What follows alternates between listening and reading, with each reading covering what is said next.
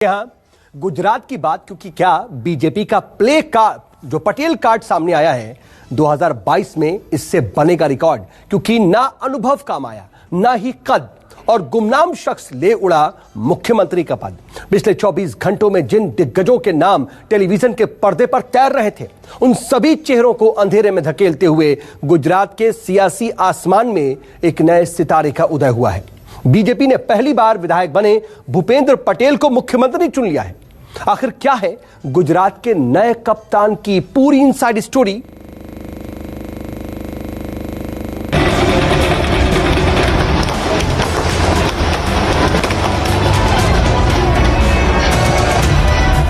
गांधीनगर अचानक TV screen पर चमकने लगा एक ऐसा चेहरा जो देश में तो बिल्कुल ही अनजाना था, गुजरात में भी जाना पहचाना नहीं था। क्योंकि बीजेपी ने ऐसे शख्स को मुख्यमंत्री चुन लिया जो अब तक सिर्फ एक बार ही चुनाव जीतकर विधानसभा पहुंचे। पुरुषोत्तम रूपाला, मनसुख मांडविया और नितिन पटेल, तमाम दावेदारों की धरी रह गई दावेदारी भूपेंद्र पटेल ने झटक ली गुजरात की सरदारी। मान्य नरेंद्र भाई, मान्य नड्डा जी और अमित भाई शाह साहब का तहे दिल से आभार मानना चाहता हूं, और गुजरात प्रदेश के सभी वरिष्ठ नेता माननीय CR पाटिल साहब और हमारे विजय भाई साहब की टीम का, सबका मैं तहे दिल से धन्यवाद मानता हूं। मेरे पर जो विश्वास रखा है, वो विश्वास को बिना टूटे हुए विकास के जो काम बाकी है वो आगे बढ़ाएंगे और साथ में संगठन को साथ में लेके आगे बढ़ाएंगे। बेशक ये तय था कि विजय रूपाणी की जगह मुख्यमंत्री बनने वाला शख्स कोई पाटीदार ही होगा, लेकिन किसी ने भी ये नहीं सोचा था कि नितिन पटेल और पुरुषोत्तम रूपाला जैसे बड़े पाटीदार रेस में पीछे छूट जाएंगे और बिना दौड़े भूपेंद्र पटेल मेडल के हकदार हो जाएंगे।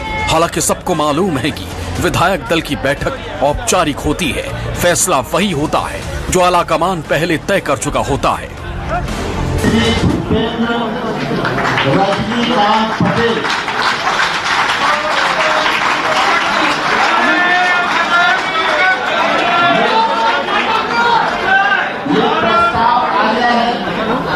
प्रस्ताव का समर्थन हो गया है। आप मीडिया के लोग यहाँ मौजूद हैं। भूपेंद्र पटेल के नाम का ऐलान होते ही बीजेपी की कारों का काफिला राजभवन की ओर कूच कर गया। राज्यपाल से मुलाकात कर भूपेंद्र पटेल ने सरकार बनाने का दावा पेश कर दिया। राज्यपाल ने भी पटेल का दावा कबूल किया और सोमवार दोपहर 2:20 पर शपथ ग्रहण समारोह तय हो गया। सीएम के ऐलान में बीजेपी अक्सर चौंकाती रही है और गुजरात भी इसका अपवाद नहीं बना। शनिवार को रूपाणी के इस्तीफे के बाद लगातार जिन नामों की चर्चा चल रही थी, भूपेंद्र पटेल उस फहरिस्त में कहीं भी नहीं थे और शायद यही उनकी कामयाबी की वजह बन गई।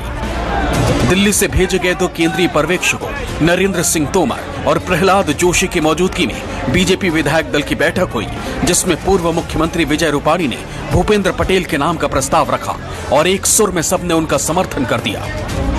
भारतीय जनता पार्टी, हमारे शीर्ष नेतृत्व ने ये जो निर्णय लिया है, भूपेंद्र भाई सक्षम है और आने वाले चुनाव उनके नेतृत्व में अवश्य भारतीय जनता पार्टी अच्छी तरह से जीतेगी, ये हमें सबको पूर्ण विश्वास है। बतौर मुख्यमंत्री भूपेंद्र पटेल के नाम से सबसे ज्यादा मायूसी नितिन पटेल को होगी, क्योंकि चंद घंटे पहले ही नितिन पटेल ने कहा था कि मुख्यमंत्री वही होना चाहिए जिसे पूरा गुजरात जानता हो। भूपेंद्र भाई को मेरी शुभकामना। आने वाला चुनाव उनके नेतृत्व में लड़ा जाएगा। वही होगा ना जी। सीएम जो है उनके नेतृत्व में चुनाव लड़ा जाता है।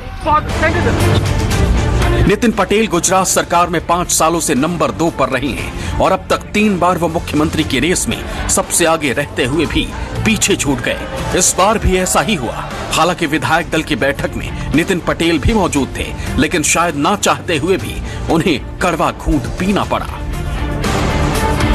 गुजरात में अगले साल विधानसभा चुनाव होने हैं। सूत्रों के मुताबिक बीजेपी के अंदरूनी सर्वे में रूपाणी के रहते पार्टी का चुनाव जीतना मुश्किल लग रहा था। इसलिए पार्टी ने चेहरा बदलने का फैसला कर लिया। विपक्षी कांग्रेस और आम आदमी पार्टी का आरोप है कि बीजेपी ने हार के डर से मुख्यमंत्री बदला है, लेकिन जनता बीजेपी के झांसे में नहीं आएगी। चुनाव में बीजेपी की हार तय है।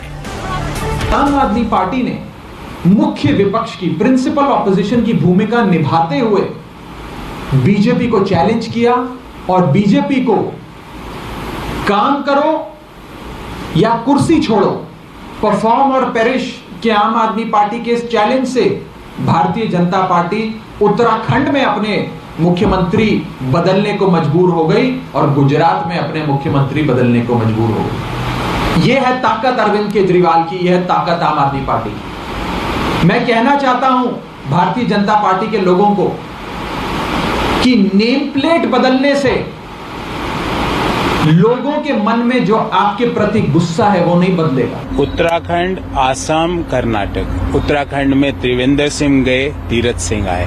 तीरथ सिंह गए, धामी आए। कर्नाटक में येदियुरप्पा गए, जिनको बोला गया ये भ्रष्टाचारी है, नहीं आए बोमई जी। यहाँ पर असम में सोनवाल जी गए, शर्मा जी आए। और अब गुजरात में रूपानी जी गए, भूपेंद्र रजनीकांत पटेल जी आए। क्यों हटाया गया इन्हें हटाने का क्या कारण था? इनका हटाने का कारण था कि यह लोग अयोग्य थे। ये लोगों ने इनके कारण कोरोना की पहली और दूसरी वेव में लोगों की जान गई। भूपेंद्र पटेल गुजरात के मुख्यमंत्री चुन लिए गए हैं, लेकिन बहुत सारे लोग अब भी उनकी शख्सियत से अनजान हैं। हर किसी के जहन में यह सवाल है कि भूपेंद्र पटेल आखिर हैं कौन? पाटीदार समुदाय में अच्छी पकड़ है, लंबे समय से आरएसएस से जुड़ा। 2017 में घाट लिदिया सीट से पहली बार विधायक बने। 1,17,000 वोटों से विधानसभा का चुनाव जीता। घाट लिदिया सीट से ही चुनाव जीतती रही हैं आनंदीबेन पटेल। मुख्यमंत्री की रेस भले ही भूपेंद्र पटेल बिना दौरे जीत गए हो, लेकिन ये ताज कांटों भरा हो सकता है, क्योंकि अब उन्हें लगातार बिना थके दौड़ना होगा, क्योंकि उन्हें न सिर्फ खुद को एक बेहतर मुख्यमंत्री साबित करना है, बल्कि चुनाव में जीत दिलाना भी उन्हीं की जिम्मेदारी है।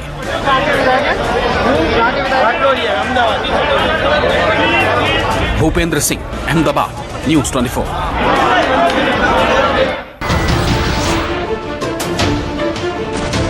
नमस्कार, मैं हूं मानक गुप्ता। अगर आपको हमारा ये वीडियो पसंद आया हो तो इसे लाइक और शेयर जरूर करें, और हां, हमें सब्सक्राइब और फॉलो करना ना भूलें, ताकि आप देश और दुनिया की कोई खबर मिस ना करें। तो जुड़े रहिए हमारे साथ और देखते रहिए न्यूज़ 24।